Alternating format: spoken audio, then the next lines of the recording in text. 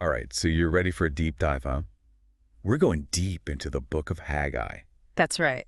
And you know it's a small book, It is. It's tiny. but it packs a punch, Yeah. right? Right. And I think this is something that probably everybody listening right now is dealing with in some way or another. Oh, yeah. Maybe you felt this way. That feeling of needing to rebuild certain aspects of your life, Mm. you know, like get back on track. Absolutely. And that's exactly what Haggai is all about. Rebuilding. Mm-hmm. Specifically the temple in Jerusalem after the Babylonian exile. Yeah, it's like when you think about those cornerstones, the things that really matter, Yeah. your values, your purpose. Right. And sometimes life just shakes those foundations, It really does. throws you off course.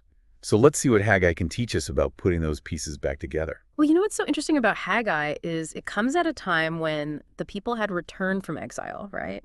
Mm. But they were struggling. It wasn't the triumphant homecoming that they'd hoped for. Oh, wow. There was economic hardship, there was social unrest, and the temple, the very symbol of their faith and national identity, was still in ruins. Yeah, so you've got this prophet Haggai, right? Right. With a message from God. Right. But I was reading and thinking, wow, he does not sugarcoat anything. No, he doesn't. It's like he's calling them out. He is. Almost confrontational. Absolutely. There's a real sense of urgency in his message. He's saying, you're busy decorating your own homes, Right. while God's house lies in ruins, really. Come on. Yeah, I was thinking about that. Like if I heard that message, Yeah. I might be a little defensive. Some people might think, well, is that a bit materialistic? To connect spiritual growth with material wealth. Yeah. How do you reconcile that with the deeper message about spiritual fulfillment? That's such a great question. And I think, it gets to the heart of what Haggai is talking about. Yeah. I don't think it's advocating for some kind of prosperity gospel. Yeah. Like if you just do this one thing, then you're going to be rich.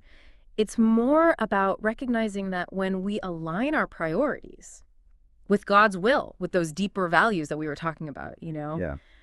everything else falls into place. The external blessings are almost like a byproduct of that inner alignment.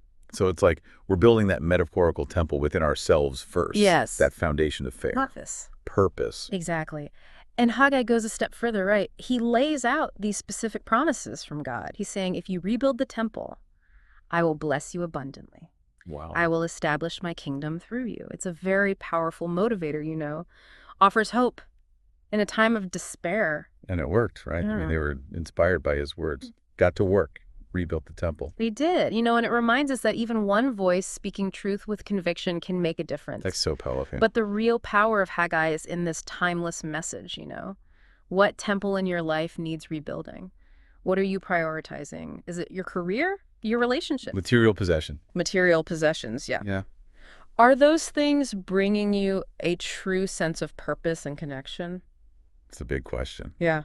for all of us to consider. Oh, yeah. And it reminds me that even a book like Haggai, this tiny little book in the Old Testament, can offer these incredibly profound insights Yes. into how we build our lives. We Yeah. can rebuild those cornerstones, Yeah. refocus on what truly matters, and maybe experience those blessings that Haggai's talking about. And that's the hope. Yeah, That's the hope. that's a great place to leave it, I think. Thanks for joining us on this deep dive into the book of Haggai, and we hope you'll join us next time for another deep dive.